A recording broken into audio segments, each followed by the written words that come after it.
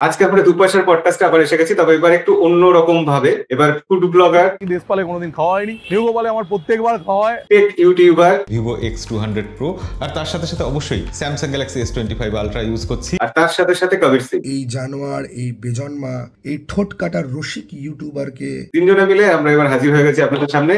তো দীপ, আমাদের কাছে, আমাদের চ্যানেলে, আমাদের দু পয়সার পডকাস্টে তোমাকে ওয়েলকাম।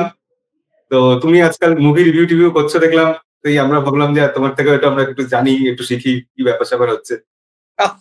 শিখি। বলো তুমি কিভাবে আসলে, হঠাৎ মুভি রিভিউ কেন? এই যে নামটা দেওয়া চ্যাংড়াদা, এই চ্যাংড়াদা নামটা এই জন্যই দেওয়া যাতে সে যে কোনো টপিক নিয়ে চ্যাংড়ামি করতে পারে।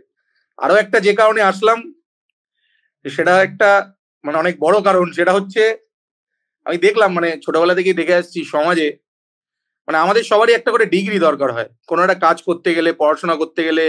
তার একটা লোকে ভাবে কি নিয়ে পড়াশোনা করেছো, কি করছো, ফুড ব্লগিং করলে ফুড ব্লগিং নিয়ে পড়েছো কিনা, সিনেমা নিয়ে করলে সিনেমা নিয়ে পড়লে কিনা। একমাত্র ছোটবেলা থেকে দেখতাম রাজনৈতিক নেতাদের, যাদের কোনো ডিগ্রির দরকার হতো না, যারা বিনা ডিগ্রিতে সমস্ত ডিগ্রিধারী লোকেদের মাথার উপরে বসে ছইটা ঘোরাতো, তাদের কেউ ডিগ্রির কথা জিজ্ঞেস করতো না। হেলথ মিনিস্টার কেউ জিজ্ঞেস করতো না, পুলিশের মিনিস্টার কেউ জিজ্ঞেস করতো না। তাই ভাবলাম আমিও ফুড ব্লগিং করছি, আমিও একটা সিনেমা রিভিউ করে দিই, ডিগ্রির তো দরকারই নেই, যা উপরওয়ালারা দেখাচ্ছেন তাই শুরু করে দিলাম। নিজের ইচ্ছা মতন যেরকম ফিল্ম দেখেছি, যেটা মনের ইচ্ছা ছিল, যেহেতু আমি ফিল্ম ক্রিটিক নই, আমার কোনো ডান দিক বাদিক ভাবার দরকার নেই, মনের কথা খুলে অ্যাজ এ অডিয়েন্স দু তিনটে ভিডিও, আই থিঙ্ক দু তিনটের বেশি, 4-5টা ভিডিও করে দিয়েছিলাম। বেশিরভাগ ভিডিওই দেখলাম লোকের বেশ পছন্দ হয়েছে, জানি না কেন। তাই জন্য আবার করবো, আমার মাঝখানে এখন এই মুহূর্তে কয়েকটা করিনি, বাট ইচ্ছা আছে আগামী দিনে এই সিনেমাগুলো আসছে, মেনলি বাংলা সিনেমার উপরই করার ইচ্ছা রয়েছে দুই দেশের। তো সিনেমাগুলো তো বাংলা সিনেমা রেগুলারলি আসে না, আসলে আমি অবশ্যই আবার নিজের রূপে ফিরে এসে আমার মতামত প্রকাশ করবো। স্বর্ণজ্যোতি, তুমি মুভি রিভিউতে এসছো, এর আগে কি ইউটিউবে অন্য কিছু করতে? না না না, আমি ইউটিউবে ফুড রিভিউ প্রথমে করতাম, মানে ইউটিউবেই আমি প্রথম শুরু করি, এবং আমি ইউটিউবার হিসেবেই পরিচিত হয়েছিলাম ফুড ব্লগিং এর জন্য। মাঝখানে আমি ইউটিউবটাকে বন্ধ রেখে ফেসবুকেই বর্তমানে লাস্ট 3-4 বছর ধরে যা অ্যাক্টিভিটি দেখানোর ফুড ব্লগিং এ, একটা ক্যারেক্টার যেটা আমি প্লে করি, যে চ্যাংড়াদার যে ক্যারেক্টারটা, ওই ক্যারেক্টারটা প্লে করে ফুড ব্লগিং করার চেষ্টা করি, যেখানে একটা সোশ্যাল মেসেজও থাকে আন্ডারনিথ প্রত্যেকটা ভিডিওর মধ্যে, একটা স্যাটায়ার টাইপের, সেটাই করি। এখনো যে ফিল্ম রিভিউটা করছি সেটা ওই ক্যারেক্টার ধর্মী ফিল্ম রিভিউ আপাতত করেছি, যে কটা করেছি আর কি, যার জন্য আলাদা চ্যানেলও বানাইনি কোনো ফিল্ম রিভিউ এর। আচ্ছা, না, এখানে দর্শকদের একটা খুব দারুণ বক্তব্য থাকে অনেকেরই, যে তুমি কি বলে, যেরকম আগে করতে ফুড রিভিউ, আগে করতে না এখনো করো, তো সেটা ঠিক পারছো না, ঠিক ভিউ আসছে না, তার জন্য সিনেমা করছো। আমার ক্ষেত্রে যেরকম বলে আর কি, টেকটা ঠিক হচ্ছে না বা ওটা পারছেন না, তাই এটা হচ্ছে। দর্শকরা যা বলবেন সেটাই ঠিক। এর সঙ্গে আমি ট্রাভেল ভিডিও করি। আমি বেসিক্যালি আমার যখন যেটা ইচ্ছা তখন সেটা কন্টিনিউ করার চেষ্টা করি, অত ভাবি না। ফুড ব্লগিংটাকে আমি রেগুলারলি করার চেষ্টা করি, বাকি জিনিসগুলো আমি আমার মনের ইচ্ছা মতন কন্টিনিউ করার চেষ্টা করি। দর্শকরা দর্শকের দিক থেকে অবশ্যই ঠিক, তাদের মতামত রাখার পূর্ণ স্বাধীনতা রয়েছে, আমাদেরও স্বাধীনতা রয়েছে, আমাদের যখন ইচ্ছা যেটা ইচ্ছা সেটা আমাদের লিমিটের মধ্যে থেকে করার, তাই জন্য করা আর কি। আচ্ছা। তো রিসেন্টলি সিনেমা টিনেমা কি দেখলে, বা কি ইন্টারেস্টিং কি মনে হলো সোশ্যাল মিডিয়াতে? আমি একটু লেটই হলাম, আমি রিসেন্টলি লাপাতা লেডিস দেখলাম, আমার বেশ অনেকদিন মানে ডিউ ছিল, সেটা দেখলাম, সেটা বেশ ভালো লেগেছে। বাংলা সিনেমা রিসেন্টলি তো তেমন কিছু বেরোয়নি, তোমরা বেটার বলতে পারবে। আর আমি রিসেন্টলি বাংলা একটা সিনেমা ওটিটিতে দেখলাম, সেটা হচ্ছে চালচিত্র। আমি অনেক কিছু আশা করেছিলাম সিনেমাটা নিয়ে, তো আশাই রয়ে গেল, ঠিক জমলো না ব্যাপারটা আমার মনে হয়। আমি ফিল্ম ক্রিটিক নই, আমি অডিয়েন্স হিসেবে দেখে ব্যাপারটা অতটা জমলো না ভেবে হতাশ আর কি। আচ্ছা আচ্ছা, তা স্বর্ণজ্যোতি, আমাদের দ্য ফিল্ম স্টুডেন্টের স্বর্ণজ্যোতি, তুমি অনেকক্ষণ নিয়ে ক্যামেরা নিয়ে ধস্তাধস্তি করলে, যুদ্ধ করলে, এবার একটু বলো, তোমার বক্তব্য বলে ফেলো। আমার কোনো সেরকম অর্থে কোনো রকম বক্তব্য নেই এর মধ্যে। এখন মানে বুকমাই শো করলে পরে প্রায় 12-13টার মতো বাংলা সিনেমা চলছে। তো বাংলা সিনেমার একটা সব থেকে বড় প্রবলেম হচ্ছে গিয়ে যে বাংলা সিনেমা না খুব স্টার কেন্দ্রিক এখনো। মানে দেবজিতের ফিল্ম এলে পরে, আর অথবা উইন্ডোজ বা অঙ্কুশ বা সৃজিত মুখার্জির ফিল্ম এলে পরে, তখন মানুষজনের মনে হয় যে বাংলা সিনেমা এসে আসছে বা চলছে। তা বাদ দিয়েও আরও অনেক বাংলা সিনেমা বার হচ্ছে, সেগুলোর প্রচারও কম হয়, মানে বলে লাভ নেই, সেগুলোর প্রচারও কম হয়, সেগুলোর শো টাইমও পায় না অত ভালো, বাট সেই সিনেমাগুলো অ্যাকচুয়ালি অনেক বেশি ভালো হয়। এই বছরে অলরেডি 5-6টা ভালো ভালো বাংলা সিনেমা এসে গেছে, যেগুলো সো কল স্টারদের হাত ধরে অবশ্যই আসেনি, কিন্তু সেগুলো খুবই ভালো ছিল। তো সেগুলো প্রচারের জন্য অনেকটাই মানে কম জানাজানি হয়, তো সেগুলো কিন্তু চেক আউট কিন্তু করাই যায়। ওকে, সেগুলো চেক আউট করাই যায়। রিসেন্টলি ধ্রুবর আশ্চর্য জীবন খুব ভালো একটা সিনেমা, মন পতঙ্গ, গ্রিস আমাদের দেশ নয়, গ্রিস আমাদের দেশ নয় যে ছেলেটা সে কিন্তু সৃজিত মুখার্জির সাথে অতি উত্তমেই কিন্তু সে কাজ করেছে। এবং সে কিন্তু ওই যে সিনেমাটা ছিল না মেমোরি ট্রান্সপ্ল্যান্ট নিয়ে, আশ্চর্য প্রেম না সরি এক্স ইকুয়াল টু প্রেম, ওটাতেও কিন্তু সেই নায়কটা কিন্তু ছিল। তো ইন্টারেস্টিং বাংলা সিনেমা আসতেই থাকে, খবর রাখতে হবে, আপডেটেড থাকতে হবে। এবং তবে আমাদের ভাগ্যটা খারাপ, মানে সেরমভাবে মার্কেটিংও হয় না, শো পায় না। ওকে, একটা হিন্দি বা ইংলিশ সিনেমা যেরকম শো পায়, ইংলিশও পায় না আজকাল, হিন্দিটা যেরকম শো পায় সেটা বাংলা সিনেমা পায় না, এটা একটা প্রবলেম। তবে একটা কথা আছে, মানে তুমি যেহেতু বললে প্রমোশন নিয়ে, বাংলা সিনেমা আগের বছর এবং তার আগের বছর বেশ কয়েকটা সিনেমা বেশ প্রমোশন হয়েছে। আমি অডিয়েন্স হিসাবে বলছি, সে যে সিনেমাগুলো প্রমোশন হচ্ছে সেগুলো বেশিরভাগই খাজা সিনেমা ছিল। একটা সিনেমা আমি নাম করেই বলতে, মানে আমি সিনেমার নামটা মনে নেই, কিন্তু আমাকে মানে রানা সরকার যাকে গরিবের নোলান বলেন, তার একটা সিনেমা ছিল যেখানে উনি একজন গায়ক চায়ক হয়েছিলেন, প্রচুর প্রমোশন কিন্তু দেখেছিলাম আমরা। সিনেমাটা কিন্তু খাজাই হয়েছিল। সোজা কথা হচ্ছে এটা। মিথ্যে প্রেমের গানের কথা বলছো তো? মিথ্যে প্রেমের গান আমার সিনেমার নামটা মনে নেই হতে, যেখানে ও সিঙ্গারের রোল করেছিলেন উনি, আমাদের রানা সরকারের খুবই জঘন্য সিনেমা ওটা, আগের বছরের না, হ্যাঁ। ওটা 2023-এ। 2023 লাস্ট 2 বছরে প্রমোশন কিন্তু বাংলা সিনেমার হয়েছে। যশ নুসরতের সিনেমার প্রমোশন হয়েছে, তারপর যশ নুসরতের সঙ্গে প্রডিউসার হিসেবে আরেকটি মেয়ে ছিল, যে একটা নামটা আমি ভুলে যাচ্ছি, যার প্রচুর মানে রিলে যাকে দেখা যায় সিনেমায় দেখা যায় না, তিনি নাকি প্রডিউসার। তো এই যে সিনেমাগুলোর যে প্রচুর প্রমোশন, বড় বড় ফুড ব্লগাররাও প্রমোশন করেছেন, এই প্রমোশন গুলো দেখেও তো দর্শক হতাশ হতে পারে যে সিনেমাগুলো ততটা বেরিয়ে আসেনি।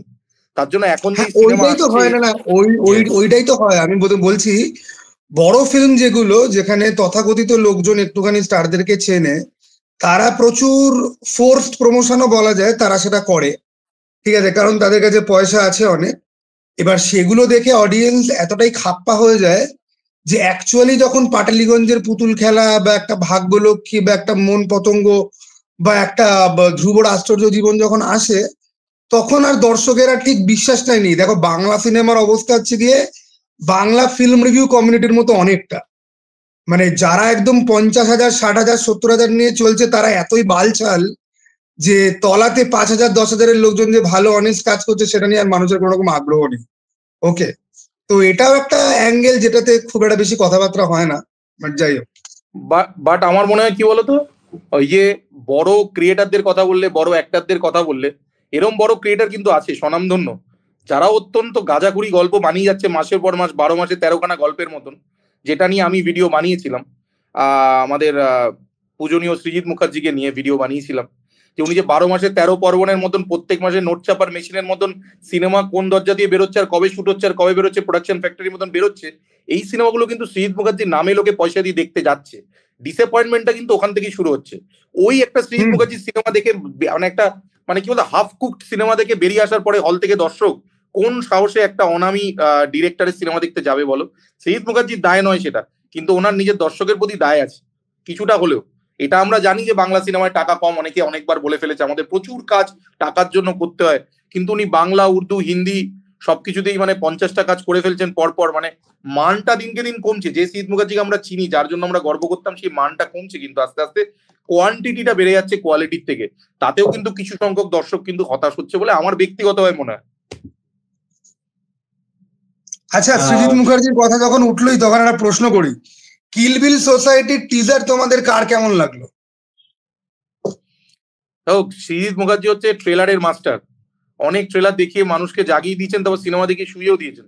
তাই জন্য ট্রেলারটা দেখে তো আমার ভালোই লেগেছে। সিনেমাটা, এটা সত্যি কথা বলবো যে আমার সৃজিত মুখার্জির অনেকদিন পর একটা ট্রেলার দেখে, যেহেতু পুরোনো গানটা ইউজ করেছেন, মনের কোথাও একটুখানি আশা জেগেছে যে উনি ফিরবেন। বাট এরকম আশা তো মাঝখানে আরো জেগেছিল, অনেক ভালো ভালো সিনেমা নিয়ে জেগেছিল, বাট সেগুলোতে ফেরেননি উনি। আচ্ছা দীপদা, তোমার সত্যি বলে সত্যি কিছু নেই কেমন লেগেছে লাস্ট যে সিনেমাটা বেরিয়েছিল? সত্যি বলে সত্যি কিছু নেই, আমার এখনো পর্যন্ত দেখা হয়নি, বাট আমি শুনেছি লোকজন ভালো বলছে, বাট আমি এখনো দেখিনি। আমি দেখে টেক্কা কেমন লেগেছে?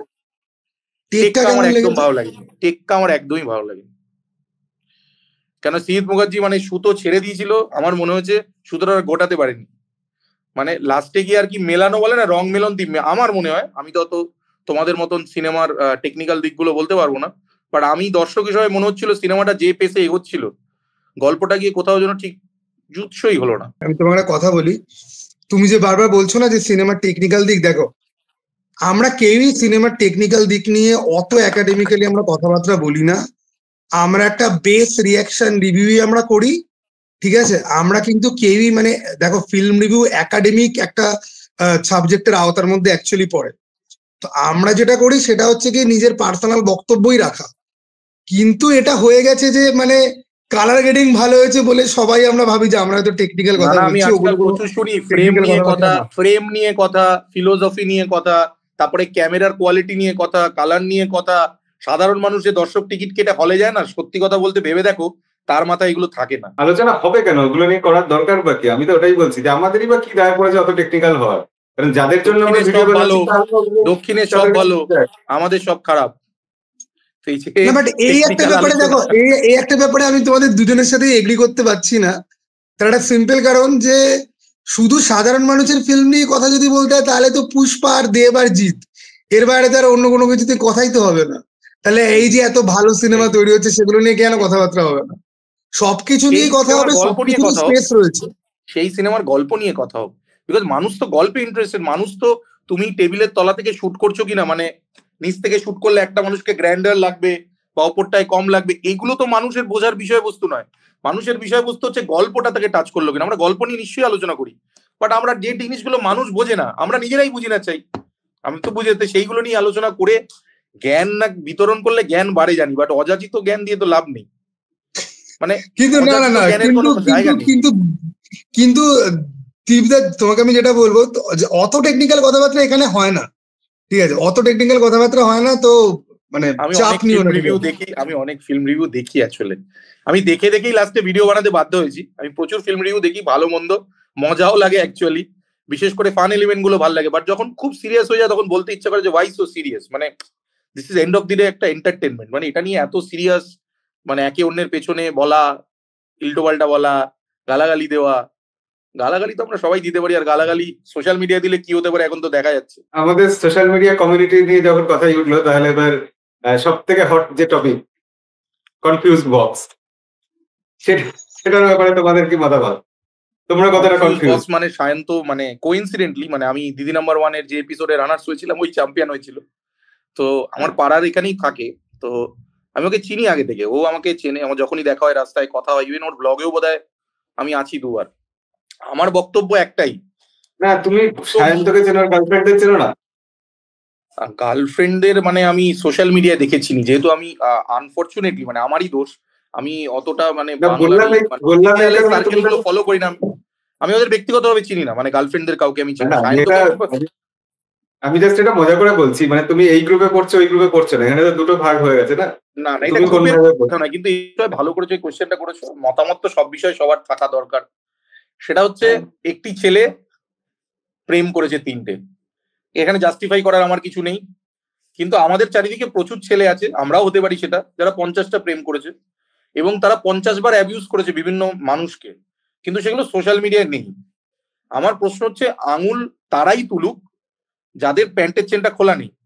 কারণ এখন সোশ্যাল মিডিয়া খুললে কাদের আঙুল তুলতে দেখছি এইসব বিষয়ে, যারা কালকে বৌদি, মানে অন্যের বাড়িতে বৌদি জানলা দিয়ে দেখানো ভিডিওর উপরে রোস্ট করছিল, যারা কালকে অন্যের বাড়ির মেয়েদেরকে যা নয় তাই গালাগালি করে রোস্ট করছিল, তাদের আজকে বিয়ে হয়ে গেছে বলে তাদের সব ঘোমটা পড়ে নিচে মাথায়, কারণ তারা জানে তাদের বউকে সবাই আক্রমণ করবে। আমি বুঝতে পারছি দীপদা তুমি কার কথা বলছো, ঠিক আছে?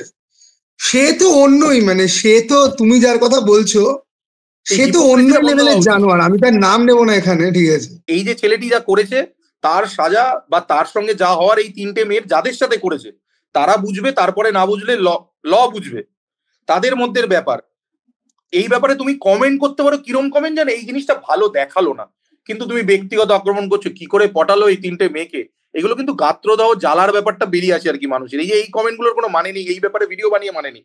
আবার কারা ভিডিও না বানাচ্ছে, না, শুধুমাত্র এইটা নয় দীপদা, শুধুমাত্র এইটা নয়, এইটা নিয়ে তো পুরো মিম হয়ে গেছে যে এই মুখ নিয়ে কি করে পটালো। মানে আমি অ্যাকচুয়ালি এটা নিয়ে ভিডিও প্ল্যান করছি, আমার বোন আমাকে বলছে যে বানাস না। সাইকোলজিক্যাল ব্যাপার, যারা এই কথাটা ভাবছে এই মুখ নিয়ে কি করে পটলো, তাদের সাইকো অ্যানালিসিস করা উচিত যে এই কথাটা তার মাথায় কেন এসছে। খুঁজলে দেখা যাবে তাদের ভেতর থেকে এসছে, অনেকের জ্বালা থেকে এসছে, অনেকের অবাক হয়ে এসছে, কোনো কারণে আসেনি কিন্তু। আর যারা ভিডিও বানাচ্ছে রোস্টিং, মানে সরি টু সে, মানে যাই না, মানুষের নাকি বদল হয়ে যায়, মানুষ বদল হয়ে যায়, মানুষের বদল হলে ভেতর থেকে ব্যক্তিগত লাইফে বদল হয়ে যায়, সোশ্যাল মিডিয়ায় মানুষ বদল হয়ে যায়। আগে আমি বাজে কাজ করতাম, এখন আমি বিয়ে করেছি বলে আমি সৎ, তুমি বিয়ে করেছো বলে এই জন্য সৎ, বিকজ তোমার বউকে এবার সবাই আক্রমণ করবে এই জন্য সৎ।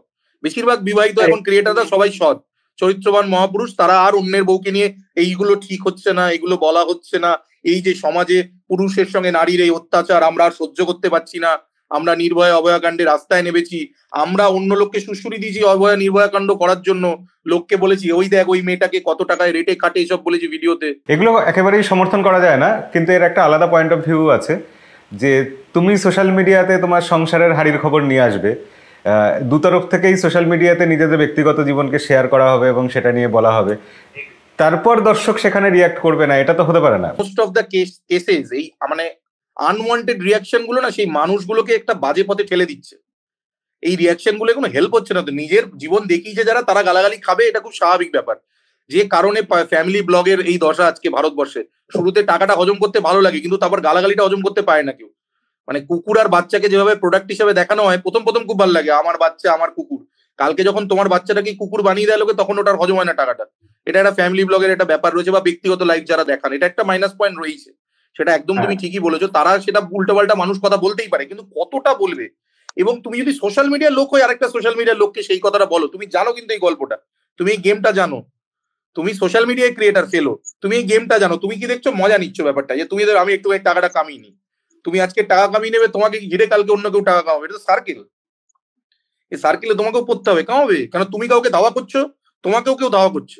এই যে ক্রিয়েটাররা যারা এই কথাগুলো বলেছে, সেখানে আমার মতন কিছু অর্বাচিন্ত এই ক্রিয়েটার গুলোকেও ধাওয়া করছে, আবার আমাকেও আমার পেছনে কেউ ধাওয়া করছে, সবার পেছনে কেউ না কেউ ধাওয়া করছে।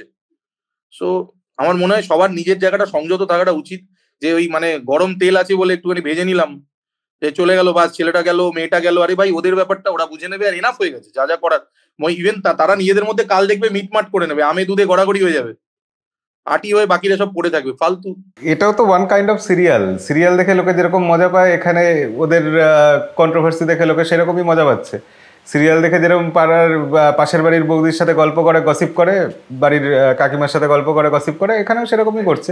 এখানে গসিপটা শুধু কমেন্ট বক্সে করছে। সোশ্যাল মিডিয়াতে আমরা সবাই খাদ্য, সবাই খাদক। আচ্ছা, আমরা কি টপিক চেঞ্জ করব?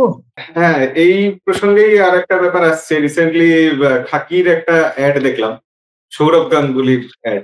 সেটা তোমরা দেখেছো, কেমন লেগেছে সেটা একটু শুনি। আমার অ্যাডটা দেখে সৌরভ গাঙ্গুলির থেকেও বেটার আমাদের ডিরেক্টর ভদ্রলোককে ডেকে দেখেছে, বিকজ ডিরেক্টর ভদ্রলোক আমাকে ফোন করেছিলেন, ওনার ডাকে আমি ওনার দোকানে গেছিলাম। সোশ্যাল মিডিয়ার পজিটিভ ইউজ বলতে লাস্ট কিছু মাসে যদি আমি দেখে থাকি, সেটা হচ্ছে ওনার এই অ্যাডটা পাওয়াটা। I wish him all the best. ওই যে ভদ্রলোক যিনি আর কি আমাদের হাজরা মোড়ে দাঁড়িয়ে খাবার বেচছিলেন, যেটা নিয়ে তোলপাড় হয়েছিল মাঝখানে টলিউড, ইনি সেই ভদ্রলোক, চিনতে পেরেছো আশা করি। তো উনি কিন্তু এই কাজটা পেয়েছেন সোশ্যাল মিডিয়া থেকে, ওনার খবরটা দেখেছে এবং ওনাকে এই সুযোগটা দিয়েছে যারা দিয়েছে। এটা নিয়ে একটা নিউজও মাঝখানে বেরিয়েছিল। তো এই যে অয়নদা এই যে কাজটা পেয়েছেন, অ্যাক্টিং এর সুযোগ পেয়েছেন, although he is a director, but Netflix এর মতন বড় প্ল্যাটফর্মে একটা এরকম রিলেভেন্ট অ্যাডে কাজ পেয়েছে। তো সেটা কিন্তু আমি বলবো কিছুটা সোশ্যাল মিডিয়ারও সাফল্য, সোশ্যাল মিডিয়ার থ্রু দিয়েই জানতে পেরেছো। তো this is the most positive thing এই অ্যাডটার মধ্যে থেকে বেরিয়ে এসছে। বাকি পশ্চিমবঙ্গের উপরে একটা জিনিস বানানো হচ্ছে, পশ্চিমবঙ্গে দাদা একটা ভালো কন্টেন্ট, দাদাকে ইউজ করে আজকাল এই টাইপের অ্যাড প্রচুর জিনিসে ক্রেডিট থেকে আমরা দেখে আসি। এরকম অ্যাড আজকাল দেখতে দেখতে আমরা লাস্ট 1-1.5 বছরে অভ্যস্ত হয়ে গেছি। ইট ওয়াজ আ গুড স্কেচ, ভালো লেগেছে। বাট আমার সব থেকে ভালো লেগেছে অয়নদার মানে এর ভেতরে অন্তর্ভুক্তিটা, যেটা ওরা করেছে খুব ভালো করেছে। আমার মনে হয়েছে এটা একদম সোশ্যাল মিডিয়ার এত নেগেটিভিটির মধ্যে এটা একটা পজিটিভ সাইন। আমি যদি দাদা যে অ্যাসপেক্টে কথাটা বললো, যে পুরো অ্যাডটার ব্যাকগ্রাউন্ড স্টোরিটা, ঠিক আছে, সেইটা বাদ দিয়ে আমি অ্যাডের মধ্যে যদি আসি, বা স্পেসিফিক্যালি সৌরভ গাঙ্গুলির কাছে যদি আসি, তাহলে আমার মনে হয় যে এই ব্যাপারটা আমাদের আরেকটা হিপোক্রেসিকে খুব ভালো করে অ্যাড্রেস করে। যখন পকেট পরোটা যখন কোনো অ্যাড যখন করতে যায়, আমরা সেটা নিয়ে খাপ পঞ্চায়েত বসাই, কিন্তু সৌরভ গাঙ্গুলি কি করে একটা নেটফ্লিক্সের একটা সিরিজের হয়েছে অ্যাড করছে। তবে এখানে আবার একটা কাউন্টার লজিক চলে আসবে যে সৌরভ গাঙ্গুলি তো দাদাগিরি করেছে, উনি আরো অনেক অ্যাড করেছেন, তখন কেন কোয়েশ্চেন ওঠেনি? তো এই সমস্ত কন্ট্রোভার্সি বাদ দিয়ে ডেটিং অ্যাপও প্রমোট করেছে, সর্ষের তেলও প্রমোট করেছে। আমি আলাদা দুটো সৌরভ গাঙ্গুলির উপরে ভিডিও করেছি, প্রচুর লোকে গালাগালিও দিয়েছে। আমি ক্রিকেটার সৌরভ গাঙ্গুলি নিয়ে কোনো তথ্য নেই। আমার প্রশ্ন ছিল, সোনার চামচ মুখে মানে নিয়ে জন্মানো সৌরভ গাঙ্গুলির যদি আজও অর্থের প্রয়োজন থাকে, তাহলে আমরা মধ্যবিত্ত মানুষরা অর্থের প্রয়োজন তার থেকে অনেক বেশি। কাজেই দুজনকে একই খেলায় পেলে মানে মানুষ যে কম্প্যারিজনটা করে সেটা করবেন না। উনি অনেক কিছুই ওনার যেটা মনে হচ্ছে ওনার দিক থেকে রাইট করেছেন, তাহলে আমরাও যেগুলো করে থাকি সমাজে নিজ নিজ দরকারে, সেগুলো নিজ নিজ মান রেখে সেগুলোকে যখন মানুষ কম্প্যারিজন করে, আই থিঙ্ক মানে সেটা কাম্য নয় আর কি। তুমি বেটিং অ্যাপের যে কথা বলছো সেখানে তো আরো একটা খুব ভালো এক্সাম্পল দেওয়া যায়। রিসেন্টলি একটা বেটিং অ্যাপ যেটা সার্টিফাইড, ঠিক আছে, একদম লাস্টে হড়বড় করে বলে দেয় যে এটা খেললে পরে অর্থনৈতিক স্বাস্থ্যের ক্ষতি হতে পারে। সেখানে আমরা দেখতে পেলাম আমির খানকে, রণবীর কাপুরকে, জ্যাকি শ্রফকে, এবং ইন্ডিয়া দলের হাফ চলে এসছে সেখানে। এরা প্রমোট করলে এটাই অর্থের দরকার আছে তাদের মনে হয় না, বাকি মানে ক্রিয়েটাররা প্রমোট করলে অর্থের দরকার মনে হয়। আমি ব্যক্তিগতভাবে এই জিনিসটার বিরুদ্ধে বলে আমি এই জিনিসটা অ্যাপটা প্রমোট করি না, কিন্তু যারা করে তাদের মধ্যে ভুল কিছু নেই। এখানে আমি একটা কথা একটু ইন্টারাপ্ট করে বলছি। তো এই যে প্রমোট করা, অর্থের দরকার, বড় লোকরা প্রমোট করছে, এই প্রসঙ্গে সব থেকে বড় যে লোক, যার সব থেকে বেশি টাকা আছে, সে যখন প্রমোট করছে সেটা নিয়েও তো কথা হয় না। আমি সরকারের কথা বলছি, সরকার এখান থেকে টাকা ইনকাম করছে, সরকারই তো সব থেকে বেশি প্রমোট করছে কারণ এটাকে ব্যান করেনি। সেটা নিয়ে একবারও কেউ কথা বলে না তো। শোনো, সরকার নিয়ে আমি এক্ষুনি 4টে কথা বলতে পারবো, কিন্তু তোমার এডিটারকে বেশি এডিট করতে হবে। আমাদের দেশে যতগুলো সরকার আছে না, তাদেরকে নিয়ে আমি কথা বলতে আরম্ভ যদি করি তাহলে 1 সপ্তাহের মধ্যে আমাকে আর খুঁজেই পাওয়া যাবে না, আমার লাশটাও খুঁজে পাওয়া যাবে না, না হলে বলাই যায়। এবং ওরকম কিন্তু না যে ধ্রুবরাটির মতো এক দল থেকে পয়সাকে আরেক দলের ব্যাপারে আমি আসছি বলতে। আমাদের দেশে আজ অব্দি যতগুলো দল আছে তারা কোথায় কী করেছে সব কিছু নিয়ে কথা বলা যায়, কিন্তু আমি একটা মধ্যবিত্ত ছেলে, বেশি কথা আমার বলা উচিত না, অকাতের মধ্যে থাকা উচিত, সেই জন্য চুপচাপ থাকি। যাই হোক, বেটিং অ্যাপ প্রমোট করাটা আমি তো একেবারেই সমর্থন করি না, তবে এরা করছে। অ্যাডটা দেখে কেমন লেগেছে বলো? ওই আমাদের মরাল যে ব্যাপারটা সেটাকে যদি সরিয়ে রাখি, এটা শিল্পের আর্টের দিক দিয়ে দেখলে অ্যাডটা কেমন লেগেছে? আমার মনে হয় যে একটা মানে এটার মানে প্রমোশনের জন্য আলাদা করে কোনো ভ্যালু এডিশন মনে হয় দেবে না। যেটা হওয়ার এই মানে ওয়েব সিরিজটার সঙ্গে সেটা এর কোয়ালিটির উপর বেস করে সেটাই হবে। সৌরভ গাঙ্গুলি নাম নিয়ে এই মুহূর্তে, সৌরভ গাঙ্গুলি নাম নিয়ে যদি সৌরভ গাঙ্গুলিকে বিচার করি, এই মানে সৌরভ গাঙ্গুলির যে জায়গাটা উনি ছিল, মানে শুধু আমার কাছে নয়, আমরা লক্ষ্য করে দেখছি লাস্ট 2-3 বছরে ওনার বিভিন্ন স্টেপের জন্য, এগেন সরকারের কথায় আসি, শিল্পায়নের জন্য, অনেক কিছুর জন্য, স্টেপের জন্য সেই হাইপটা নেই। সে হাইপটা নেই যে হাইপটা ক্রিয়েট করতে ওনাকে দিয়ে চেয়েছে, ইম্প্যাক্টটা। রেদার এইরকম একটা অ্যাড যদি নেটফ্লিক্স, আমাদের আরো একজন সুপারস্টার যিনি দেবকে দিয়ে যদি একটা জিতের এই জিনিসটার একটা অ্যাড করানো যেত, তাহলে হাইপটা আরো একটু বেশি হতো। এই মুহূর্তে দেবের যে হাইপটা রয়েছে, নেটফ্লিক্স পারতো এটা করতে, এই জায়গাটা, এই মিক্সটা করতে পারতো। আমার এটা দেখে লেগেছে যে সৌরভ গাঙ্গুলি বুড়ো হয়ে যাচ্ছে, এটা খুব দুঃখ লেগেছে দেখে। আর দ্বিতীয় কথা হচ্ছে, নেটফ্লিক্স সৌরভ গাঙ্গুলি ছাড়াও বঙ্গাইকে দিয়ে তো প্রমোট করিয়েছে, আর কাকে দিয়ে করাতে পারতো সৌরভ গাঙ্গুলির বদলে? বাংলাতে সেই রকম আইকন কে আছে যাকে দিয়ে প্রমোট করাতে পারবে? সৌরভ গাঙ্গুলির হাইপ কমে গেছে, ক্রেডিবিলিটি কমে গেছে, সব ধরে নিলাম, আমি মেনে নিলাম। এবার দেবের কথা যেটা বলছো, দেবের ব্যাপারটা অনেক বড় লেভেলে হয়ে যায় না, ওটা এখানে আনাটা কতটা সম্ভব, দুজনকে এক প্ল্যাটফর্মে আনা?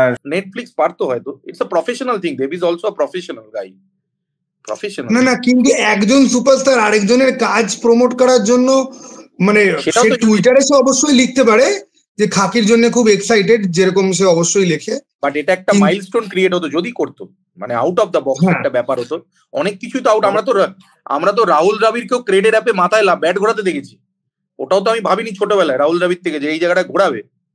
তো এটাও একটা ব্যাপার যে আমরা আউট অফ দ্য বক্স অ্যাডভার্টাইজমেন্টই এখন চলে মার্কেটে, যদি নতুন কিছু করা যেত আর কি। আচ্ছা, দেবের প্রসঙ্গ যখন উঠলো তখন আমি আসি ধূমকেতু এবং রঘু ডাকাতের যে শুটিং শুরু হলো, যে পোস্টার বেরিয়েছে, যে বিহাইন্ড দ্য সিন ভিডিওটা দেওয়া হচ্ছে, সেটাকে লোকে টিজার বলে বলছে। কেন একটা বিহাইন্ড দ্য সিন ভিডিওকে বা একটা প্রিপারেশনের ভিডিওকে টিজার কেন বলা হচ্ছে আমি জানি না, বাট রঘু ডাকাতের পোস্টারটা তোমাদের কেমন লাগলো? আর ধূমকেতুর রিলিজ নিয়ে তোমরা কতটা এক্সাইটেড?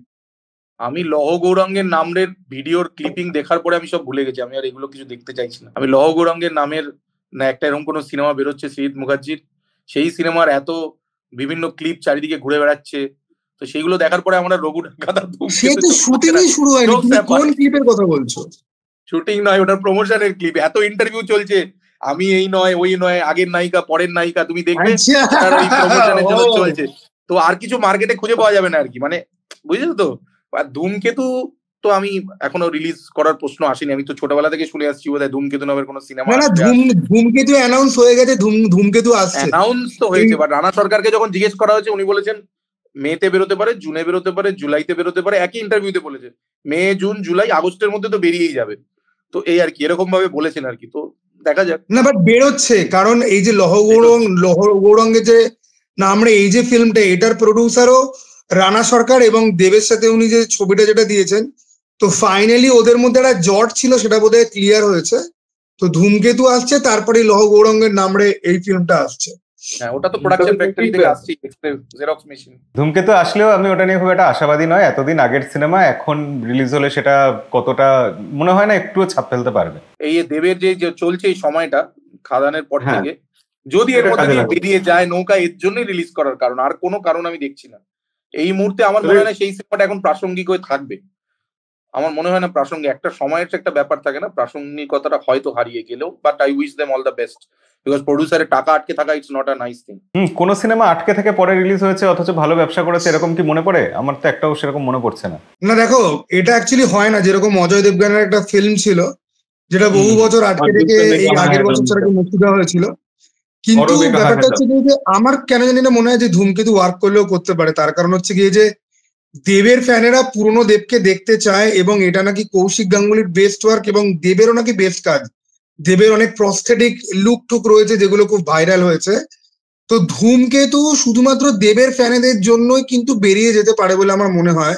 এবং আমি একটা জিনিস মনে করি, বাংলা সিনেমা 2016 সালের থেকে আর 2025 সালের মধ্যে খুব ইভলভ করেনি, যেটা হিন্দি সিনেমা বা একটা সাউথের ফিল্মে দেখে বোঝা যাবে যে এটা আগে শুট করা পরে শুট করা। বাংলা সিনেমাতে আমার মনে হয় না যে সেই জিনিসটা ফিল করা যাবে বলে। এবং গল্প যদি ভালো হয় না, একটা হচ্ছে গিয়ে যে আমরা সিনেমাতে মেন যে জিনিসটাকে মানে আমি যেটা বুঝি, গল্প যদি ভালো হয় এবং তাতে যদি বড় স্টার যদি থাকে তাহলে বেরিয়ে যাবে। মানে টুম্বার আজকে কত পুরনো ফিল্ম রিলিজ করছে, ভালো চলছে। আমি রিলিজ করার পরে একবার হলে গিয়েও দেখেছি, হল এক্সপিরিয়েন্স নেওয়ার জন্য, যদিও আমার আগে তুমবার দেখাচ্ছিল। তো এটা আমি অ্যাকনলেজ করবো যে সিনেমা তার কোয়ালিটি এবং মেরিটের উপর চলে, রিলিজ করার পরেও কিন্তু অনেকে হলে দেখতে যায়। আমি নিজে দেখতে গেছি আগে দেখা সত্ত্বেও, কিউরিয়াসিটির জন্য, যে দেখি হলের এক্সপিরিয়েন্সটা কি হয়। আমি তোমাদেরকে আরেকটা এক্সাম্পল দিই, ইন্টারস্টেলার। ওকে, ইন্টারস্টেলার তো 10 বছর আগের তো ফিল্ম, যদিও ইন্টারস্টেলারের মানে কারিগরি মান মানে ওরকম দেখতে সায়েন্স ফিকশন ফিল্ম এখন অব্দি আর তৈরি হয়নি, ঠিক আছে, কিন্তু সেটাও কিন্তু বেশ কিন্তু চলেছে। মানে আমি তো ইন্টারস্টেলার উত্তম কুমারের নায়ক বলে যে ফিল্মটা, নায়ক কত পুরনো ফিল্ম, ব্ল্যাক এন্ড হোয়াইট জমানার ফিল্ম, আমি স্টার থিয়েটারে মাকে নিয়ে দেখতে গেছি, অলমোস্ট হাউসফুল, ঠিক আছে। ফলে ধূমকেতু চলার পসিবিলিটি আছে।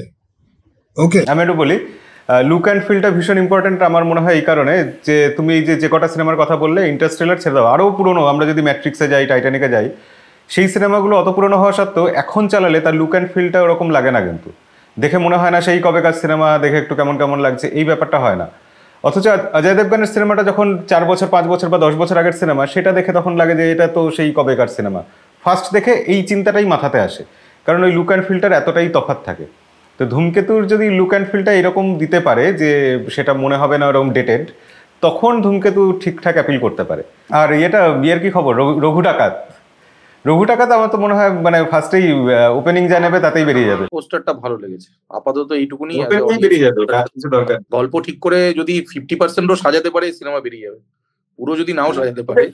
তুম্বারটার কথা যেখানে আসলো, ওই লাস্ট যে সিনেমাটা বেরোলো, কি নাম ছিল গো? ক্রেজি কেমন লেগেছে? ক্রেজি কেমন লেগেছে? তুম্বারটার যে ডিরেক্টর করেছে, বুঝলি, ক্রেজির আমার ট্রেলারটা, গানটা যেগুলো রিলিজ আমি অনলাইনে দেখেছি, সেগুলো আমার দুর্দান্ত লেগেছে। মানে আমার অদ্ভুত কোয়ার্কি লেগেছে। সিনেমাটা সিনেমাটা আমি দেখিনি এখন। সিনেমাটা কোনটা চললো না। সিনেমাটা এবার এটাও হয়েছিল, সিনেমাটা রিলিজ করার কিছুদিন বাদে এন্ডটাকে একটু চেঞ্জ করে আবার রিলিজ মানে চেঞ্জ করে দিয়েছে ওরা। But it is something different, আমি যেটুকুনি রিভিউ দেখে বুঝেছি, আর যেটুকুনি টাকা প্রথম কয়েকদিন কামিয়েছিল, রিভিউটা দেখে যেটা বুঝি, মানে ট্রিটমেন্ট ইজ ভেরি ডিফারেন্ট। আজকে চলেনি, তুমি দেখবে এটা ওটিটিতে ঠিক চলবে। সিনেমাটা ভালো, লাস্ট শেষ ছেড়ে গিয়ে একটু কেমন কেমন হয়ে যায় এই ব্যাপারটা। যাই হোক, স্বর্ণজ্যোতি দেখেছো? হ্যাঁ, কেমন লেগেছে? তুমি তো একেবারে চুপ করে গেলে, ব্যাপার কি? এনার্জি হচ্ছে না? না সেসব কিছু না। আমার যে ক্রেজি, আমার যে খুব ভালো লেগেছে সেরকম নয়, কারণ আমি এই ধরনের অনেক সিনেমা আমার অলরেডি দেখা আছে। কিন্তু ক্রেজি একটা ভালো সিনেমা, এন্ডিং এর ওই চেঞ্জটা এমন কিছুই নয়, কিন্তু ক্রেজি একটা বেশ মানে ইন্ডিয়ান ল্যান্ডস্কেপে আমি যদি ফেলি, ইন্ডিয়াতে যা সিনেমা তৈরি হয় সেই তুলনাতে অনেক ভালো সিনেমা। কিন্তু আমি যদি ওয়ার্ল্ড সিনেমার সাথে কম্পেয়ার যদি করি, ক্রেজির মতো ফিল্ম আমি অনেক দেখেছি। তো সেই অর্থে আমাকে যে খুব নাড়া দিয়েছে ওরকম নয়। ইভেন কি আমি এন্ডটা আমি প্রেডিক্ট করতেই পেরেছিলাম, কারণ ভিলেনটা একেবারেই কনভিন্সিং নয়, ফলে বোঝাই যাচ্ছে যে লাস্ট থেকে কি হতে পারে। ব্যাপারটা হয়েছে না যে গাড়ির মধ্যেই পুরোটা চলছে, বহুদিন আগে রামগোপাল বর্মা একটা এরকম সিনেমা বানিয়েছিল রোড নাম দিয়ে। বিবেক ওবেরয় ছিল, সেই সিনেমাটা দেখেছিলেন? হ্যাঁ হ্যাঁ হ্যাঁ, অনেক বছর আগে, অনেক বছর। হ্যাঁ, অনেক বছর মনোজ আগে। বাজপেয়ী ছিল। হ্যাঁ হ্যাঁ। বিবেক ওবেরয়ের অন্তরা মালিকও ছিল ওরকম বোধহয়, আরেকটা অন্তরা ফিল্ম আছে, তোমরা কেউ ডরনা মানাহে হ্যাঁ দেখেছিলে দেখেছি, হিন্দি? অনেকবার দেখেছি। হ্যাঁ ওইখানে বিবেক ওবেরয় আর নানা পাটেকর দুজনে হ্যাঁ। মিলে, যে নানা পাটেকর দাবি করছে যে সে ভূত অলরেডি, আর বিবেক ওবেরয় ওকে বলছে যে না। তো ওরকম একটা সিনেমা ছিল, মানে জাস্ট ওই অ্যান্থোলজির মধ্যে ওটা একটা গল্প ছিল, দুর্দান্ত। লাস্টের একটা টুইস্ট ছিল, হেভি টুইস্ট, যে জানা যাবে যে বিবেক ওবেরয় অ্যাকচুয়াল ভূত, ঠিক আছে, যে নানা পাটেকর তো জাস্ট প্র্যাঙ্ক পাস্টার, ঠিক আছে, প্র্যাঙ্ক করছিল just। ভালো ছিল। তো এই ভূতের প্রসঙ্গে মনে পড়লো, ডাইনি দেখেছো? কোনটা? তিমি চক্রবর্তীর ডাইনি। এই উইকেন্ডে দেখবো আর কি। ডাইনি আমি ট্রেলারটা তো খুব ভালো করে দেখেছি।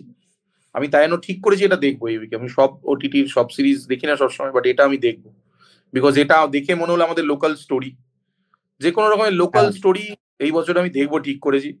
যেগুলো কপি দেখে মনে হবে সেগুলো দেখা যাক কি হয়। আমি গতকাল দেখবো ভেবেছিলাম, হয়নি, আজকে দেখবো।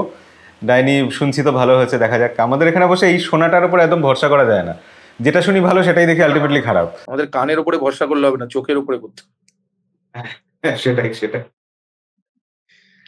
তাহলে আমরা একটু বরবাদে আসি নাকি? বরবাদ দুই হ্যাঁ, বাংলা বরবাদ নিয়ে বলো। বরবাদ নিয়ে আগে তুমি একটু বলো দেখি। বরবাদ তুমি তো দেখলে আমি তো ট্রেলার, একদম তুমি ডিরেক্টরের ইন্টারভিউ শুনেছো, তোমার কি মতামত? ডেডিকেটেড ফুল ভিডিও বানিয়েছি যে এটা কি ইয়ের কপি, অ্যানিমেলের কপি। তোমাকে বলতে হবে না, ডিরেক্টরই বলছে কপি। হ্যাঁ, সেটাই আমি ডিরেক্টরই বলছে, নিজেই বলছে। 10টা ইন্টারভিউ 15টা ইন্টারভিউ বেরিয়ে গেছে ওদের দেশে। তানভীর তারিক বলে একজন জার্নালিস্ট রয়েছেন, তো আমেরিকা এখন বোধহয় শিফট হয়ে গেছেন। উনি মাঝে মাঝে ওই ডিরেক্টরের ইন্টারভিউ দিচ্ছে, আমি দেখছিলাম। তো ইটস এ হিউজ থিং, মানে আই থিঙ্ক মানে বাংলাদেশের প্রেক্ষাপটে যদি শাকিব খানের সিনেমা বলা হয়, তোমরা তো জানোই, তোমরা যদি ফিল্ম রিভিউ করো, ইটস আ হিউজ থিং। এবং এটার ইম্প্যাক্ট এখন ওয়েস্ট বেঙ্গলের সিনেমা চলুক আর না চলুক, ফিল্ম রিভিউ সাবজেক্ট মানে সেক্টরে তো এটা হিউজ থিং।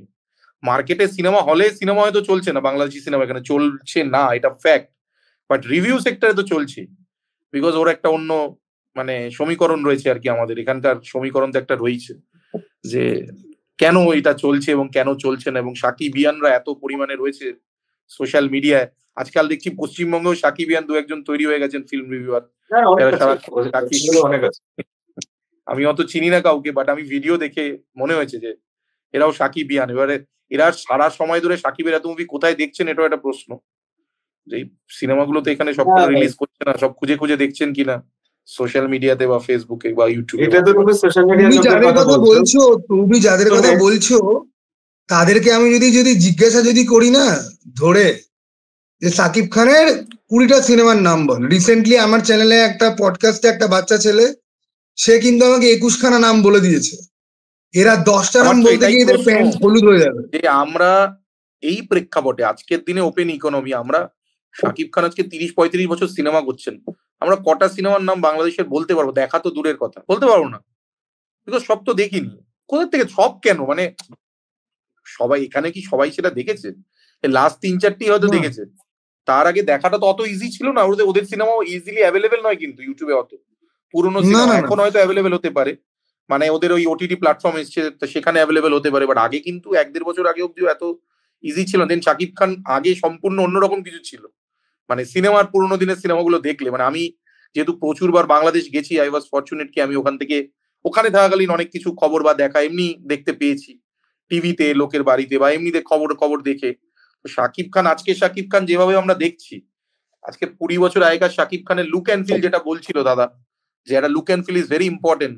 মানে he was second or third hero in a film, every film second third hero, যে ভিলেনের কাছে বেধড়ক মারধর খাচ্ছে, আর তারপর কিছু একটা কম্প্রোমাইজ হয়ে একজন তার তৃতীয় গার্লফ্রেন্ড রয়েছে, তার সঙ্গে বিয়ে করে সেটেল হয়ে যাচ্ছে। মানে যেরকম স্টোরি লাইন থাকে আর কি প্রিপেয়ার, মেন হিরোর থেকে সেকেন্ড হিরোতে ছিল।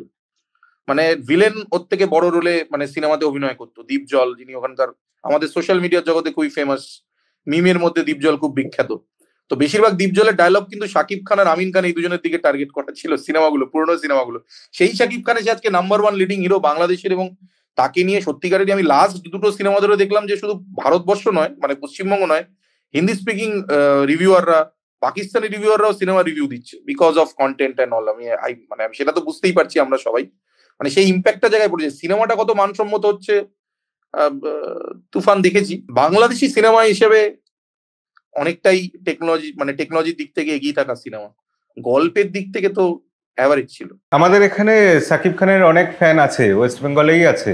আমি তুফানের প্রিমিয়ারের সময় গেছিলাম, তো সাকিব খানকে দেখার জন্য কত দূর দূর থেকে লোক এসেছিল, ছেলেরা এসেছিল। অনেক লোকাল প্রোগ্রাম পশ্চিমবঙ্গে এবং আসামে করেন, মানে আগে নিয়মিত করতেন, মানে যেগুলোকে আমরা মাচা বলি বা কোনো সঙ্গীত অনুষ্ঠান, এগুলো কিন্তু শাকিব খান আমাদের দেশে আসাম এবং ওয়েস্ট বেঙ্গলের অনেক অনেক পকেট, মানে কিছু পকেটস আছে, যেই পকেটসে না মানে হিউজ ফ্যান ফলোয়িং আছে। দক্ষিণ 24 পরগনা আছে, তোমার উত্তর 24 পরগনাও আছে, আর তোমার নর্থ বেঙ্গল আছে, মুর্শিদাবাদ আছে, মালদা আছে, আসামের লোয়ার আসাম আছে পুরো।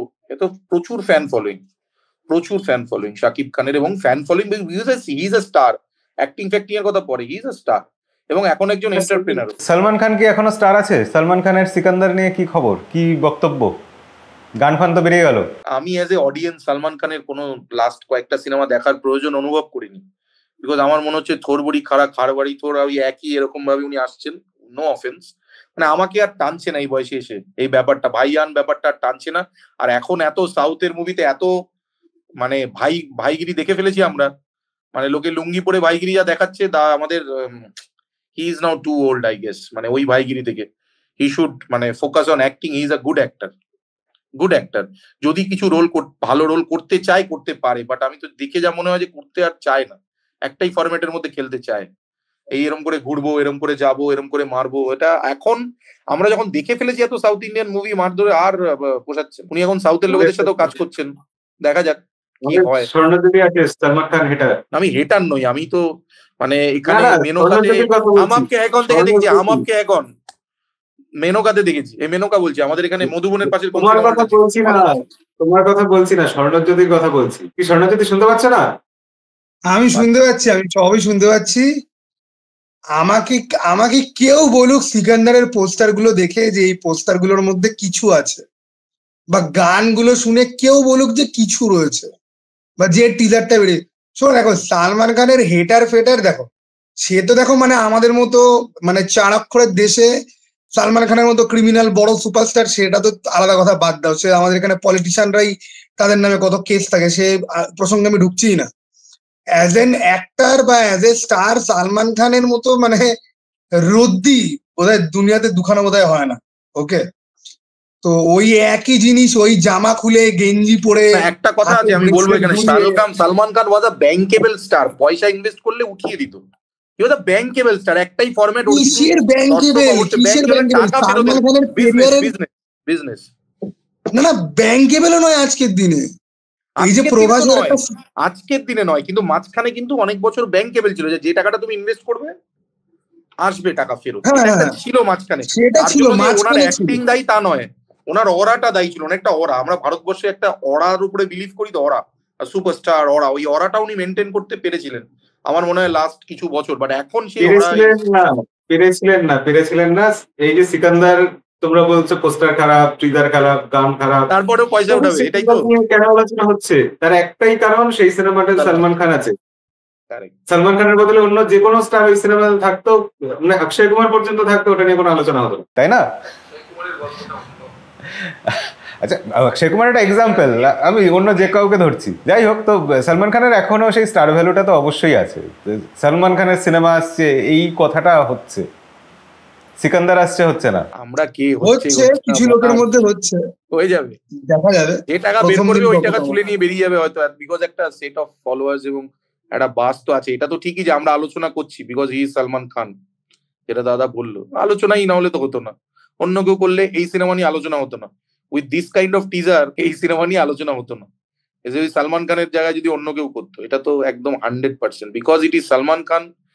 তাকে খারাপ লাগুক, তাকে ভালো লাগুক, এই জিনিসটা নিয়ে আলোচনা করলাম, ওইটাই তো একটা বর্ডার লাইন। যারা স্টার হয়, ভালো লাগুক খারাপ লাগুক, তাকে নিয়ে আলোচনার কেন্দ্রবিন্দুতে যে থাকবে তার কিছুদিন তো মার্কেটও থাকবে। আচ্ছা, তোমরা জংলি বা দাগি এই কাজগুলোর কিছু ফলো করেছো? জংলি দাগি দুটোই ফলো করেছি। জংলির পোস্টার আমি এখন থেকে নয়, অনেক মাস আগে থেকে ফলো করেছি, সিয়াম আহমেদের পেজেও দেখেছি। আর আমার পোস্টারটা দেখে ফ্যান্টাস্টিক লেগেছিল। এখন যে ট্রেলারটা বেরিয়েছে, ট্রেলারটাও ট্রিটমেন্টটা তো আমাদের অবভিয়াসলি ইন্ডিয়ান লাইক ট্রিটমেন্ট ওরা দিয়েছে, এরকম টাইপের ট্রিটমেন্ট ওদের সিনেমায় ছিল না। এই যে লুঙ্গি পরে হেঁটে গিয়ে যাওয়া, একটা লোককে রেস্কিউ করা, আর এই কাটগুলো, এগুলো রিসেন্টলি ওরা এখান থেকে ডেভেলপ করে তুলেছে, এই টাইপের গল্পগুলো ওরা বলতো না আর কি। তো এটা একদম ভেবে চিন্তে করা প্রচেষ্টা সিয়ামের, নিজেকে একটা অ্যাকশন স্টার হিসেবে দেখানোর, because he has to, because মানে আমাদের শাকিব খানের সঙ্গে কিছুটা মার্কেট শেয়ার নিতে গেলে কিছুটা ডিফারেন্ট করতে হবে, তাই সেই ডিফারেন্ট করার প্রচেষ্টা। এবার গল্পটা কিভাবে বলা হয়েছে সেটার উপর ডিপেন্ড করছে যে এটা কেমন হবে। বাট এইবার দেখছি যেটা ঈদে ওদের দেশের প্রেক্ষাপটে, আমাদের দেশে সেই প্রেক্ষাপটটা নেই, ওদের দেশে প্রেক্ষাপটে আমার মনে হয় সিনেমার গল্প যদি ভালো হয়, দাগিও দেখেছি, দাগি তো অবভিয়াসলি যিনি বানাচ্ছেন তিনি একজন প্রুভেন মানে গল্প বলিয়ে হিসাবে যথেষ্ট প্রুভেন, এবং আগে উনি ওটিটিতেও ভালো কাজ করেছেন। আমাদের মনে হয় নাসিরউদ্দিন খানের সাথেও একটা ওটিটি গল্প বানিয়েছিল চরকিতে, আমি নামটা ভুলে গেছি। তো উনি এখন সিনেমা বানাচ্ছেন। রিসেন্টলি আমি খুবই অবাক হয়ে জুনিয়াবার দেখি আমার ফেসবুকে এসে আমাকে ফলো করছেন হঠাৎ করে, এই রিভিউ দেখেই বোধহয় করেছে লাস্ট বাংলাদেশি কোনো মুভির। তো উনি এই সিনেমাটা যেটা মানে দাগিটা যা যা অ্যাক্টার ওরা নিয়েছে, আমার মনে হয় কিছু একটা মার্কেট শেয়ার নিয়ে বেরিয়ে যাবে। But Eid will be about Shakib Khan বাংলাদেশে, ভালো খারাপ যাই হোক। আর এদিকে হলিউডের কি খবর? ওয়ার 2 নিয়ে কথাবার্তা চলছে, ক্রিস 4 নিয়ে কথাবার্তা চলছে। হলিউডে? হলিউড বললে? হলিউড বলছে। আচ্ছা, হলিউড বললাম। হলিউডে তো এবার অস্কার নিয়ে অনেক ঝামেলা হলো, যেসব সিনেমার অস্কার পাওয়ার কথা নয় তারা অস্কার পেয়ে যাচ্ছে। ক্যাপ্টেন আমেরিকা 4 ফ্লপ করেছে, মাইকি 17 ফ্লপ করেছে। হলিউডের খবর এখন একদম ভালো নয়, ঠিক আছে? হলিউডে এখন শুধুমাত্র প্রোপাগান্ডা চলে, ওক প্রোপাগান্ডা ভার্সেস ট্র্যাডিশনাল। ওকে, হলিউড নিয়ে অস্কার নিয়ে না বললে 2 পয়সার পডকাস্ট চিরকালই 2 পয়সারই রয়ে যাবে, যাতে উঠবে না। হলিউডের দেখো, হলিউডের অস্কার নিয়ে আমি বলতে পারি ইন্ডিয়ানদের কি হলো অস্কারে? কি হলিউডে এই যে ইন্ডিয়ানরা বাঙালিরা বিভিন্ন অস্কারে গেল, তাদের কি হলো বলো? তাদের কিছু হয়নি, কোনো খবর নেই, কোনো খবর নেই। আরে লিংক করতে হবে না, 2 পয়সার পডকাস্টের সাথে লিংক করতে হবে। অস্কারে বেসিক্যালি পয়সা ছড়াও, অস্কার নিয়ে যাও। Okay, lobbying Oscar is a project. অনেক বছর ধরে অস্কারে যে ফিল্মগুলো, বিশেষ করে ফরেন ফিল্ম ক্যাটাগরিতে যে ফিল্মগুলো যায়, বা যে ফিল্মগুলো অস্কারের জন্য তৈরি হয়েছে, এরকম কত ফিল্ম হলিউডে তৈরি হয়েছে যাদের প্রজেক্টটাই অস্কারের জন্য ছিল, তাদের পুরো প্ল্যানিং, মার্কেটিং, প্রজেকশন অস্কারের জন্য থাকে। সেই সিনেমাগুলো অস্কারের পরে রিলিজ হয়। অনেক সিনেমা মার্কেটে মানে গ্লোবাল রিলিজ, টাকা ওঠানোর ক্ষেত্রে ইট ওয়াজ আ বিগ গেম। এগুলো মানে ওটিটির আগের যুগের কথা, আজকাল তো ওটিটি আসাতে গেমটা অনেকটা চেঞ্জ হয়ে গেছে। অস্কার কাইন্ড অফ মুভিগুলো এখন ওটিটি রিলিজ হয়ে যাচ্ছে। আগে এগুলো হলে রিলিজ করা মানে হয়ে যেত রিলিজ, মানে খুবই ডিফিকাল্ট ছিল রিলিজ। তো অস্কার তো একটা লবিং এর ব্যাপার, প্রচুর বড় লবিং এর ব্যাপার।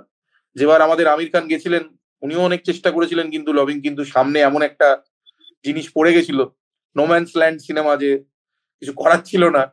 না হলে চেষ্টা উনিও অনেক করেছিলেন। ইট ওয়াজ আ ওর্দি মুভি, বাট জানি না অস্কারের জন্য ওর্দি কিনা, বাট নোম্যান্স ল্যান্ডের সামনে পড়ে যাওয়ার জন্য কিছু করার ছিল না। আমার মনে হয় সে বছর নোম্যান্স ল্যান্ডই জিতেছিল। তোমরা এবছরের অস্কারের কোন ফিল্ম দেখলে? আমি এই বছরের অস্কারের কোনো ফিল্ম এখনো পর্যন্ত দেখিনি। মানে আমিও কিছু দেখিনি, আমি গত এক মাসে কোনো সিনেমাই তেমন ফলো করতে পারিনি। আমি গত 1 মাসে কোনো সিনেমা দেখিনি। বাহ, হ্যাঁ বলো। তো অস্কারেরও কোনো সিনেমা আমার এমনিতে দেখা হয়নি তার আগে, তো সেক্ষেত্রে দেখিনি, একদম মানে সোজা সাপটা কথা। আমি ক্লিন স্লেটে নতুন বছরে হলিউডের সিনেমা দেখবো, বিকজ পোস্ট ট্রাম্পের সেকেন্ড টার্মে ওদের সিনেমাতে কি কি প্রভাব পড়েছে আমার ব্যক্তিগতভাবে দেখার খুব ইন্টারেস্ট রয়েছে।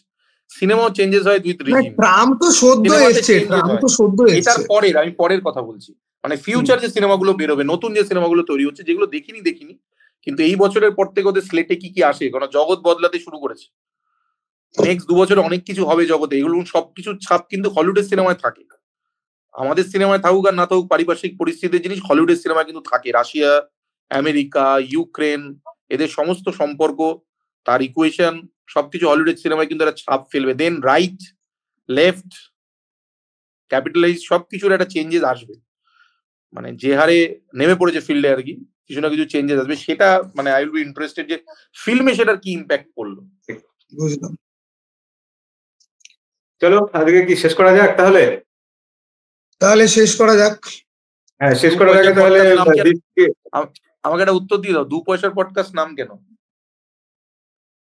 2 পয়সার পডকাস্ট আর আমাদের হঠাৎ করে সেটআপ। পডকাস্ট করা কেন, এরকম পডকাস্ট করা কেন? আচ্ছা, আমরা অনেকদিন ধরেই ভাবছিলাম তিনজনে মিলে কিছু করা যাক। কোন তিনজন ভাবা হয়নি। তো র্যান্ডমলি আমি, প্রিন্স আর স্বর্ণজ্যোতি তিনজনে মিলে হঠাৎ একদিন শুরু করি এই পডকাস্টটা। তো এর আগেও পডকাস্ট নিয়ে অনেক ভাবা হয়েছে যে ওর সাথে করবো, তার সাথে করবো, কয়েকজন মিলে করবো, এরকম ভাবা হয়েছিল। তো ভাবতে ভাবতে একদিন হয়ে গেল আর কি। এটা ক্লিক করে যাওয়ার মতো ব্যাপার। একদিন বসে বললাম, হয়ে গেল শুরু। এখন কি এবার তিনজন তারপর যেটা তিনজন সমস্যা করাটা হয়েছে যে format? আমরা তো কিছু। হ্যাঁ, এখন কি তিনজন পডকাস্ট করাটা, মুভি পডকাস্ট করাটা ফরম্যাট? ফরম্যাট না, দুজন আলোচনা হলে এটা ইন্টারভিউ টাইপ বেশি লাগবে। আর 4 জন হয়ে গেলে একটু বেশি কেওস হয়ে যাবে, মনে হয় একটু ঝামেলাটা গোলমাল, শুনতে অসুবিধা হবে। 3 জনটা হচ্ছে একটা সুইট স্পট মনে হয়েছে, তার জন্য করেছি। আর শুট করে ফেলার পর মনে হয়েছে আরে শুট তো করে ফেললাম, নামই ভাবা হয়নি। তখন আমরা 3 জন আলোচনা শুরু করলাম কি নাম করা যায়, কি নাম দেওয়া যায়। প্রথমে একটা অন্য কি নাম দিয়েছিলাম না স্বর্ণজ্যোতি? হ্যাঁ, প্রথমে কি যেন বেশ নাম ছিল, তারপরে এই 2 টাকার পডকাস্ট না 2 পয়সার পডকাস্ট এলো। না, আমরা প্রথমে ওই ত্রিমূর্তি ভেবেছিলাম, বাট ওরকম নামের অন্য একটা চ্যানেল কাজ করছে, ঠিক আছে, সেজন্য সেটা করলে পরে আবার কপি টপির আবার অ্যালিগেশন চলে আসবে।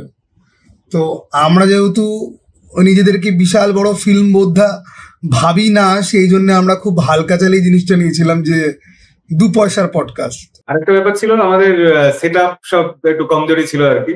ডাইরেক্ট হ্যাঁ, হ্যাঁ। স্ট্রিমিয়ার্ডে শুট হচ্ছিল, ফেস ক্যাম, মাইক কোয়ালিটি এগুলো সব খারাপ ছিল। তাই জন্য আমরা ভাবলাম ঠিক আছে, আমরা এখান থেকেই শুরু করি। যাই হোক, আচ্ছা, তোমার কাছে একটা প্রশ্ন, দুটোর কাছে, যে তোমার ফুড রিভিউ আর ফিল্ম রিভিউ এই দুটোর মধ্যে কি তফাৎ মনে হচ্ছে, কোনটা কতটা ইন্টারেস্টিং লাগছে? না, ফিল্ম রিভিউ তো আমি রিভিউ না, আমার ফিল্মের সম্বন্ধে মতামতটা আমি আমার মন থেকে দিচ্ছি, যদিও একটা চরিত্র থ্রু দিয়ে ওটা দিচ্ছি, সবাই মন থেকে- সবাই ওটা সবাই মন থেকে শুরুতে বলে। না, আপাতত তো মন থেকে দিচ্ছি। শুরু দেখো, যে আমি এটা যদি কন্টিনিউ করি দেন তো আমি তার শেষটা গিয়ে কি হবে বলতে পারবো না। বাট আমি ফিল্ম এবং ফুড দুটোর ক্ষেত্রে যেটা মেনটেন করার চেষ্টা করছি সেটা হচ্ছে ভালো হলে ভালো, না হলে কেলো। এটাই হচ্ছে আমার ফরম্যাট। এই ফরম্যাটে আমি জীবনটাও মানে বাঁচার চেষ্টা করেছি। তার জন্য অনেকের সঙ্গে ভালো সম্পর্ক থাকে, অনেকের সঙ্গে খারাপ সম্পর্ক থাকে। তো আমি সেটা আমার সোশ্যাল মিডিয়াতেও আমি সেই ক্যারেক্টারটা সঙ্গে করে নিয়ে এসেছি। যতটা ম্যানেজ করে, যতটা একটা ক্যারেক্টারের মধ্যে থেকে আমি সত্যিটা সত্যি, ভুলটা ভুল, ঠিকটা ঠিক, সেটা নিজেরও হতে পারে বলতে পারি, সেটাই আমি ফিল্মের ক্ষেত্রে এবং অবশ্যই ফুডের ক্ষেত্রেও সেটাই করার চেষ্টা করি। চ্যাংড়াতে যে এত ঠাট্টা ইয়ার্কি করে সেগুলো কি স্ক্রিপ্টেড থাকে না নিজেই করো? স্ক্রিপ্টেড ইন দ্য সেন্স একটা আউটলাইন আমার মাথায় ভাবা থাকে, বেশিরভাগ সোশ্যাল ইস্যুস গুলো তার মধ্যে ইনক্লুড করার চেষ্টা থাকে। যেমন আমরা উন্নয়নের রাজ্যে থাকি, ইস্যুস এর অভাব নেই। তো মাথা ডান দিক বাদিক ঘোরালেই প্রচুর ইস্যু আমি এগুলো পেয়ে যাই। সেগুলোকে আমি কিভাবে আমার ফুডের মধ্যে ইনকালকেট করতে পারি সেটা আমি একটা আউটলাইন ভেবে যাই। বাকি আমি ন্যাচারালি আনস্ক্রিপ্টেড পুরোটা ওয়ান শটে শুট করার চেষ্টা করি, তাতে আমার ফ্লোটা বেটার আসে। আমার টপিকটা মাথায় ভাবা থাকে, বিকজ একটা তো বাস্তব টপিক রয়েছে, সেটা হচ্ছে লাল, গেরুয়া আর সবুজ যে কোনো জামানাতেই আমরা দেখেছি, সেটা হচ্ছে তোলাবাজি। বেসিক প্রিন্সিপাল যেটা কোনোদিন চেঞ্জ হয় না। সমাজ চেঞ্জ হয়ে যেতে পারে, জগৎ চেঞ্জ হতে পারে, সরকার চেঞ্জ হতে পারে, পাড়ার দাদারা চেঞ্জ হয় না। এই ক্যারেক্টারটাকে আমি ধরে নিয়েছি, পাড়ার দাদাদের ক্যারেক্টারটা, যারা সবসময় বিভিন্ন ইভেন ফুড ইনস্টিটিউশন, রাস্তায় একটা ছোট্ট স্ট্রিট ফুড ভেন্ডার, তাদের কাছ থেকেও যে টাকাটা তারা চাঁদার নামে তুলে থাকেন, জুলুম বাইজা, ওই প্রিন্সিপাল ক্যারেক্টারটা আমার সবসময় ধরা থাকে। এবার ওটার ওপরের কালার চেঞ্জ হতে থাকে ডিপেন্ডিং অন রেস, এথনিসিটি, কোন জায়গায় ভিডিও করছি, কি টপিক, এগুলোর উপরে। এটা তো তুমি সোজা তাকিয়ে বললে, এবার একবার ডান দিক বাদিক তাকিয়ে তারপর আরেকবার বলো। ডান দিক বাদিক তাকিয়ে মানে? বললে না আমি চ্যাংড়াদার যখন শুটটা করি একবার ডান দিক বাদিক দিকে তাকিয়ে নি, আমাদের তো সাবজেক্টের অভাব নেই। তার সেটাই সেটা তো না। ডান দিক বাদিক তাকিয়ে, হ্যাঁ কারেক্ট, সাবজেক্টের অভাব নেই, মানে আমাদের রাজ্যে সাবজেক্টের অভাব নেই। কিন্তু সাবজেক্ট গুলো যেগুলো সোজা পথে বলা যায় না, যেটা ও বললো যে সোজা পথে বললে অনেক কিছু হতে পারে, সেইগুলো আমি একটা মোড়কের মধ্যে বলার চেষ্টা করি। তো এরকম দাদারাও আমাকে ধরেছে রাস্তায় বিভিন্ন সময়, তারা ব্যাপারটাকে অ্যামিউজিং বলে ভেবেছে, বিকজ তাদেরকে আমি বিলো দা বেল্ট এখনো হিট করিনি আর কি। সেরকম দাদারাও ধরেছে, দাদা খুব ভালো করছো, ব্যবক করে খুব ভালো, দুর্দান্ত চলছে, তাদেরকেই বলা হচ্ছে কিন্তু কথাগুলো। তো তারা খুব মজা পাচ্ছে, এসো আমার পাড়া থেকে পুজো আছে, এসো একদিন আড্ডা হবে, বুঝলে তো, মানে ব্যাপারটা মজার চলে রাখা, কিন্তু বাস্তবটা ভুলে গেলে চলবে না, ঘোর বাস্তব। একদম একদম। এই চ্যাংড়াটাকে কিন্তু আজকে একটা কোয়েশ্চেন করা যায়, যেটা আমরা তিনজনকে অনেকবারই করেছি।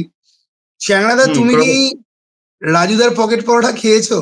কেমন লেগেছে? রাজুদার পকেট পরোটা একটি ছেলে আমাকে আমার বাড়িতে নিয়ে এসেছিল, তাই জন্য আমি খেয়েছি, আমি যখন খেয়েছি, আমি খাওয়ার পরেই বলেছি এটা মানে আমি যদি এখন উত্তর দিই যে আমার খাওয়ার মতন নয়, তাহলে সেটা খুবই মানে ইনসাল্টিং হয়ে যাবে। আমি এটা বলতে চাইছি যে আমাকে চয়েস দিলে আমি সকালবেলা উঠে গিয়ে ওই পরোটাটা খেতে চাইবো না, বিকজ এটা টেস্ট এরকম কিছু নেই। বাট সঙ্গে এটাও বলতে চাই, যাদের জন্য এই পরোটাটা বানানো তাদেরকে এটা সার্ভ করা হোক, তবেই তাদের ভালো লাগবে। এবং সেখানেই এই দোকানগুলো রয়েছে। স্টেশনে সকালবেলা এসে যারা নামেন, কাজের জন্য বেরোন, এই 3টে পরোটা আর সঙ্গে সোয়াবিনের তরকারিটা তাদের কাছে যেভাবে প্রেজেন্টেবল মনে হবে, আমি বাড়িতে শুয়ে বসে থেকে, আমরা প্রিভিলেজড বলবো না, মধ্যবিত্ত যারা লোক, তাদের কাছে ওই জিনিসটা অতটা মানে অ্যাপিলিং মনে হবে না।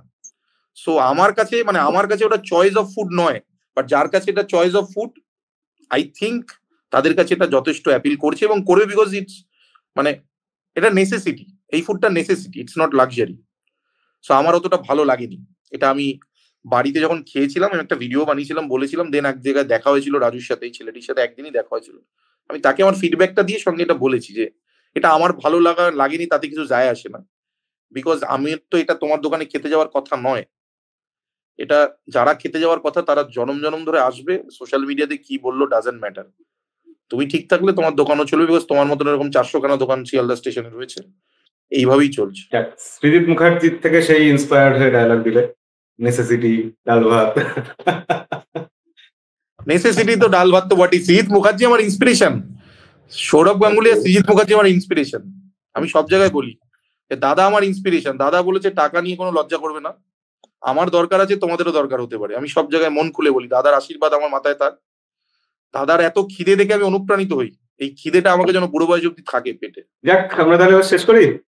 একদম খুব ভালো লাগলো দীপ, আজকে অনেকটা সময় দিলে আমাদের সাথে। তোমার সিনেমার চ্যানেলে সবাই যাতে যায়, আমাদের ডেসক্রিপশনে লিংক দেওয়া থাকবে। খুব ইন্টারেস্টিং ভিডিও হয় সেখানে, আমি তো দেখি, আপনারাও দেখবেন সবাই যদি অবশ্যই। সিনেমার চ্যানেল বানাই আদৌ আরেকটা, তাহলে আমি লিঙ্ক দিয়ে দেবো, না হলে যে লিঙ্কটা আছে ওটাই দিও। ভালো থেকো সবাই। তোমাদের সবার ভিডিও মাঝে মধ্যে দেখা হয়, সব সিনেমার হয়তো দেখা হয় না, বাট দেখা হয়। আমার কথা শুনে তো বুঝেই গেলে যে আমি রিভিউয়ারদের মোটামুটি দেখি আর কি, ভালো লাগে। মানে এটা আমি মানতে নারাজ যে তুমি আমার ভিডিও আগে দেখেছো। আমার মনে হয় না এই পডকাস্টের আগে তুমি আমাকে কোনোদিন দেখেছো বলে।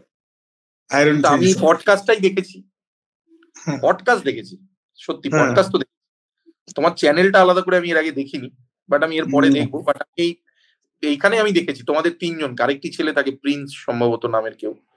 তো আমি অব্রদারকে তো আমি দেখেছি, আমার সঙ্গে আলাপ হয়েছিল আনন্দবাজারের একটা অনুষ্ঠানে, আমরা গেছিলাম, ওখানে আলাপ হয়েছিল। অব্রদার তো টেক রিভিউ আমি দেখেছি, হলদিয়ায় থাকে, সেটাও মনে আছে। যাক, ঠিক আছে, থ্যাংক ইউ। চলো, আপনারা Thank you, দাদা। কেমন লাগলো আজকের পর্বটা, এনজয় কতটা করলেন কমেন্টে লিখে জানাবেন। আর ভিডিও ভালো লাগলে লাইক করতে ভুলবেন না। আর এরকম আরো আগামী দিনে ইন্টারেস্টিং সব পডকাস্ট দেখার জন্য আমাদের সাবস্ক্রাইব করে রাখবেন। দেখা হবে পরের ভিডিওতে।